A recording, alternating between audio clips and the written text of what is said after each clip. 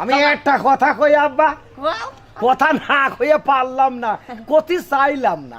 কই কথা আমি বুঝছি তো। আমার সাথে আপনার যে মেয়ে বিয়ে দিয়েছেন ওর কি আপন আব্বা আপনি? না তে ও স্বাস্থ্য আব্বা।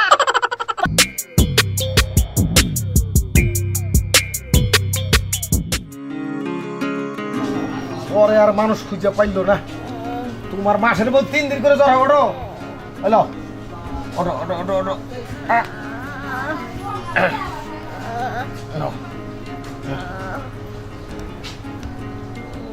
বেশি খারাপ লাগে? হ্যাঁ, টাকা পয়সার কি কোনো ব্যবস্থা হইল? টাকা পয়সা আমি কই পাবো? টাকা পয়সার কোনো ব্যবস্থা হয় নাই।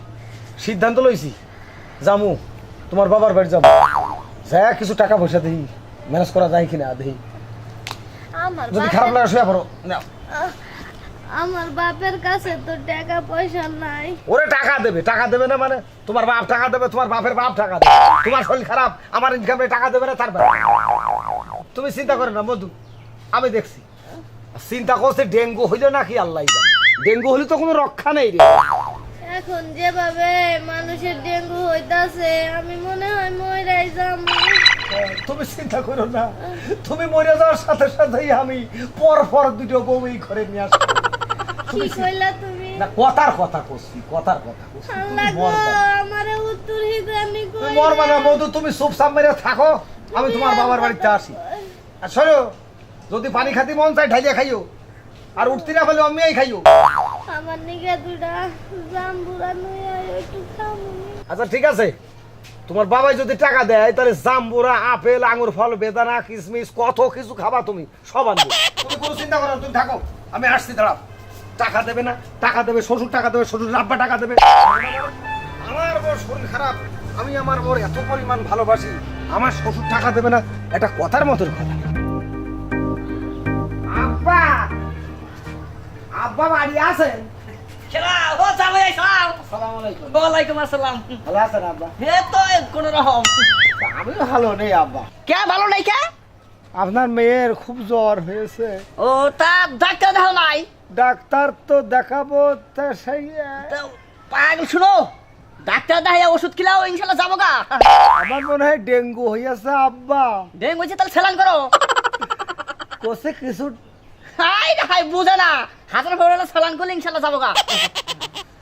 আব্বা এ জ্বর হলো সেলাইনে যাবে না নে, বুঝতে পেরেছেন?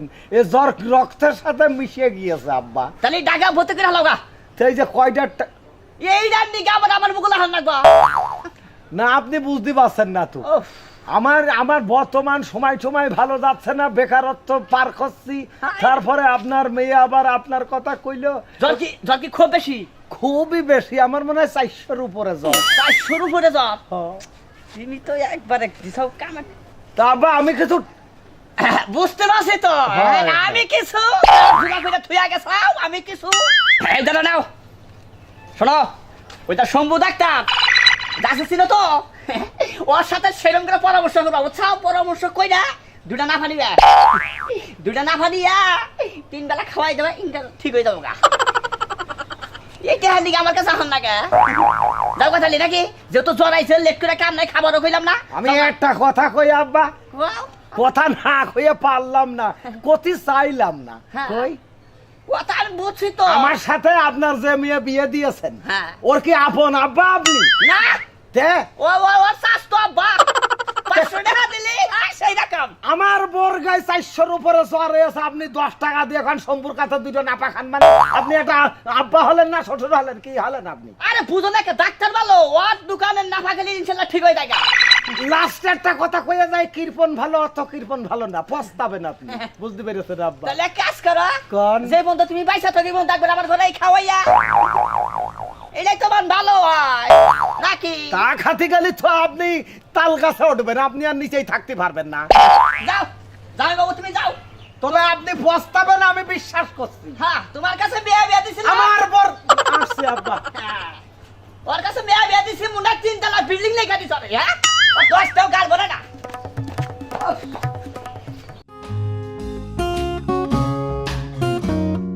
আম্মা আসসালামু আলাইকুম। ওয়ালাইকুম আসসালাম। তা বাবাজি কই গেছিলা? আমি তো আপনাদের বাড়িতে যে আপনার পালাম না, আব্বার সাথে দেখা হলে আব্বার সাথে দেখা করে চলে আসলাম। ও তাই? আপনার মেয়ের খুব শরীর খারাপ, জ্বর হয়েছে, 400-র উপরে গায়ে জ্বর। ডাক্তার দেখাও নাই? ডাক্তার দেখাইছি, মেলা টাকা পয়সা লাগবে। আমি তো এখন বর্তমান বেকার, কোনো টাকা পয়সা নেই। আব্বার কাছে টাকা চালাম, মোটে 10 টাকা আমার হাতে ধরাই দিয়ে। তুমি কিছু মনে করো না, তুমি তো জানো তোমার শ্বশুর এরকমই। আমার বউ মরে গেলেও তো আপনাকে কিছু যায় আসে না দেখছি। না বাবা, এইগুলা কথা বললো না, কি কও না কও। তা আপনি ক্ষণে গেলেন? আমি এই লবণ আনতে গেছিলাম। লবণও আমার শ্বশুর এনে দেয় না। না কি আর কমু কও, বুঝছো? আম্মা, আমি আপনার একটা ফাইনাল কথা কয়ে দিই, ওই আমার এই শ্বশুর কিন্তু পস্তাবে, এমন বিপদে পড়বে পরে কিন্তু চোখের জল আর নাকের সিংহে এক হয়ে যাবে। তা তো বুঝি বাবা, সে যে পস্তাইবো। আম্মা, কি আমি আপনার একটা কথা কই, কও বাবা? আপনি কও। আমার কথা মতো চলবেন, তাহলে আর আপনার আচ্ছা, আপনি অনেক কষ্ট করছেন না আব্বার সাথে বিয়ে হওয়ার পরে? করছি। খুব করছেন না? হ্যাঁ। আর কি কষ্ট করতে চান? আর কষ্ট আমি করতে আপনার দিতে পারি না, কারণ আপনি আমার শাশুড়ি আম্মা, আমি আপনার জামাই। আপনার কষ্ট দেখলে আমার কান্দা আসে। থাক বাবা, কাইন্দো না। হ্যাঁ, তা আম্মা যেটা বলছিলাম, এখন থেকে আমি আপনার যা যা বলবো আপনি তাই তাই করবেন। আচ্ছা বাবা। এখন আর আপনি আমার শ্বশুর বাড়ি থাকবেন না, এখন থেকে আপনি আমার বাড়ি থাকবেন। তোমার বাড়ি? হ্যাঁ, আমার বাড়ি থাকবেন। আচ্ছা বাবা, কি করবা? আমার বাড়ি থাকবেন, আপনি আমার শাশুড়ি, আমি আপনার জামাই। আমি সেইতে পারি, বুঝতে পারি, যেভাবেই পারি আমি আপনার মাছ গোছ খাওয়াবো। আচ্ছা ঠিক আছে, বোঝেননি কথাটা? বুঝছি। আমার কথা মতো চলবেন আম্মা। আচ্ছা ঠিক আছে। হ্যাঁ, তা আম্মা ওই কথা রইলো, চলেন। আমি যেভাবে বলবো ওইভাবে করবেন, চলেন। কোন রকম এই লোকের হার কীর্তন লোকের ভাত খাওয়া যাবে না। তার কষ্ট আমি সহ্য করতে পারি যে, কারণ আমার শ্বশুর আর নতুন কীর্তন নয়, যে আমি গল্প শুনেছি আমার শ্বশুরের বাপ পেয়ে গেছে, সে নাকি বাপের আমলের থেকে কীর্তন। হ্যাঁ। এত কীর্তন ভালো নাকি? না না। সে কি খেয়ে 10 টাকা আমার হাতে দিয়েছে? ওই দেখেন অবস্থাটা, দেখেন পাট পেটে হয়ে আছে। আমার বউটা যদি বলে যায় আম্মা, মা, ওই দেখ, আহারে, মা আইয়াছে। কি অবস্থা বাবা, কও। তুমি দেখেছেন আম্মা? হ্যাঁ। ও আব্বা কি আছে মা? এই তুই থাম, তোর আব্বার কথা কবি না। তোর আব্বা বেঈমান, প্রতারক, কাপুরুষ। তোর আব্বা স্বার্থপর। তোর আব্বার মতো সকলখোর মানুষ পৃথিবীতে পাওয়া যায় না। কি খায়ে আমার সন্দেহ হয় রে, তুই কি তোর আব্বার আপন মেয়ে? জামাই বাবাজি, এগুলা কি কও? কি খবর না মা, আপনি কি করছো? কি খাইয়ে তোর বাপ এই 10 টাকা দিয়েছে? কমো না কেন? কিভাবে তোর আপন বাপ হয়? ধর এই 10 টাকা নিয়ে দিল আড্ডা খাতে গিয়ে সুবলের কাছ থেকে। কোন সাইজের মানুষ? এই 10 টাকা দিল আমার, দুইটা আমরা কিনা দেও 10 টাকা দিয়ে। এই শোনে, এই 10 টাকাতে আমরা কিনে খাওয়াচ্ছে, বিষ খাওয়া অনেক ভালো। আর আম্মার আমি নিয়ে আসছি, আম্মা এখন থেকে আমার বাড়ি থাকবে। আমি দরকার হলে কৃষণ করে কামলা খাইতে আমি আমার খাবো। চল ঘরে চাল। আম্মা একটু ধরেন তো আপনি। ওঠে, দেখেছেন তার মধ্যে কত জ্বর? এই দেখেন 400 থুইয়ে গেলাম, এই দেখেন পরে আবার 100 হয়ে 500-র উপরে জ্বর টোটালে। চলেন তো।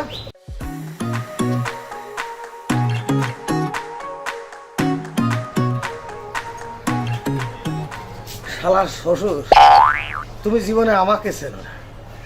আমি হলাম সালুমাল, তুমি আমাকে চেনো না। তুমি 10 টাকা হাতে ধরিয়ে দাও, আমার কি ফকির মনে করেছো? আমি কি ফকির? অন্য রাস্তায় যেতে হবে। আমি ঠিক এখন ফোন করে ভয়ে অন্যরকম করে কব, শ্বশুর তুমি আমাকে চেনো না, আমি আকাশের পাখায় ফাঁসায় থাকা মেরে বেড়াই। শাউরির যে আমি নিয়ে আইছি, আমার শ্বশুর কিন্তু জানে না। নিশ্চয় আমার শাউরির টানে টানে শ্বশুর খুঁজে পাবে। ঠিক আছে, ব্যবস্থা আমার করতে হবে। মেজাজটা খারাপ হয় না? হ্যাঁ, খাচ্ছু নিলে কুলসুম করছি ঢুকে লবণ নেই গা, আর কোনো খোঁজ খবর নাই। গেল কোনে? না বাড়ি গেল, না বাড়ি যায়, মেজমাই বাড়ি গেল। আবার ওর তো বিশ্বাস নাই, তোর তো বিশ্বাস নাই। যাই যাই গে যাই দেখি কবে গেল।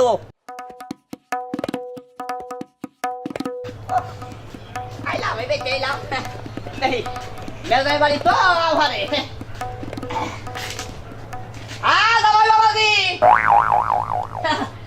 আসো। আসসালামু আলাইকুম। ওয়ালাইকুম আসসালাম, কিরম আছো? ভালো আছেন আপনারা? তো উপরে কি আছেন? এই যে তোমার শাশুড়ি আছে কি? আমার শাশুড়ি? তোমার শাশুড়ি কই না তো? আসে নাই? না, আমাদের বাড়ি আসেনি। গেছে কনে? কি যাই দেখতেছি না তো। আব্বা, আপনি না বললেন লবণ আনতে গেছে? খাসু নিয়ে লবণ নিয়ে যাই তো মরছে, আর খবর নাই। সেই আব্বা, মরবো কেন?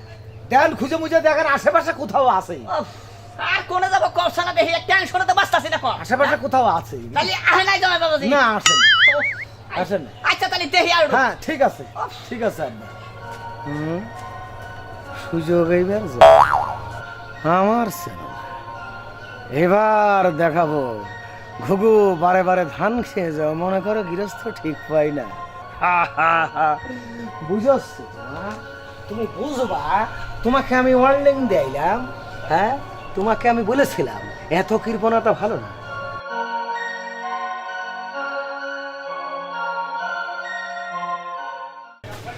আইসা জায়গা এরা মনে না জায়গা এই যে আমার ফোন আইছে তাই কও